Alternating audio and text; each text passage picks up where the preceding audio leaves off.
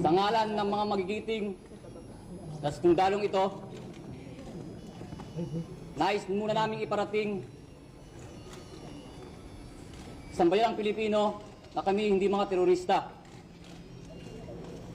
Kami mga sundalong tumayo, nanindigan at nagsabi lamang ng katotohanan. Gusto lang namin buksan ang mga mata ng ating mamamayan upang malaman nila ang tunay na pangyayari sa ating gobyerno. Narito kami upang sabihin ang aming mga hinaing at ipaabot sa mga kinauukulan. Sa aming pagsasalita na ito, aming binubuksan ang linya ng komunikasyon sa ating gobyerno.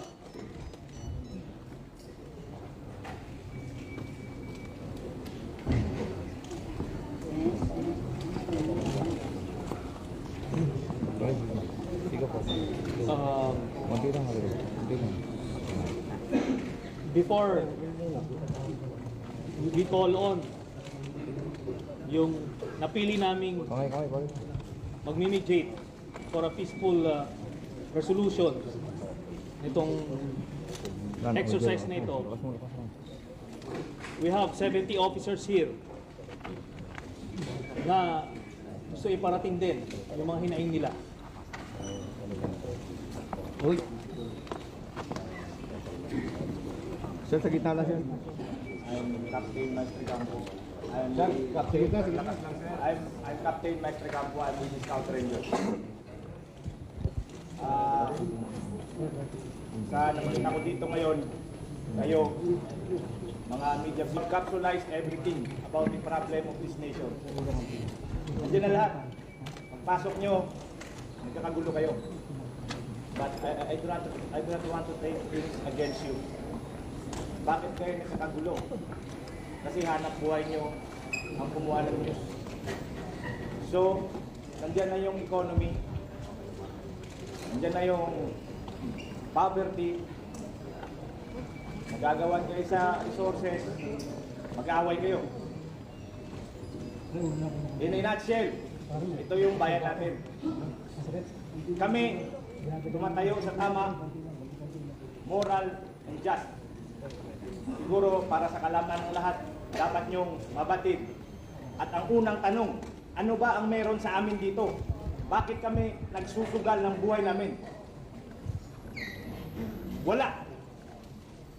Personally, wala. Kung hindi ang sagot para sa lahat. I belong to an organization, the Armed Forces of the Philippines, and I have spent 8 years of combat duty in Mindanao.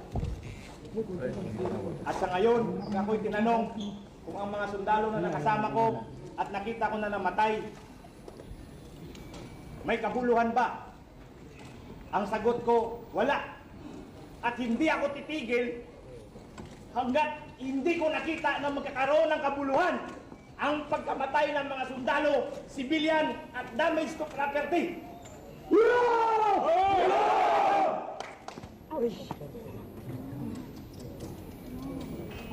We are not that. We are also broad-minded people. Gaya ng sinabi ng isang kasama ko, we will talk. Ang masaklap nga lang, sa paggawa ko ng aking trabaho, nakikita ko mga sundalo, butas-butas ang combat boots, walang poncho, sa trabaho. Sa kaliwa ko. Samantalang, pumunta ka ng Aguinaldo, Bonifacio. Ang tao dyan, yung staff car, nadidrain na lang yung, lumulubog na yung langis, hindi na magamit.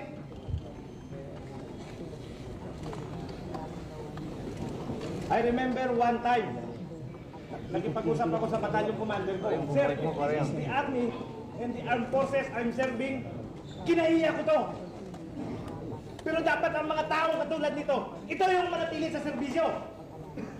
Ang ang nangyayari dahil minority ginawa.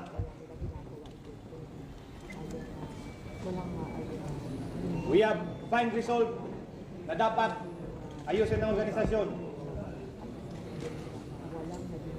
We are having a firm stand on this, and we have studied everything. We've studied for a long time.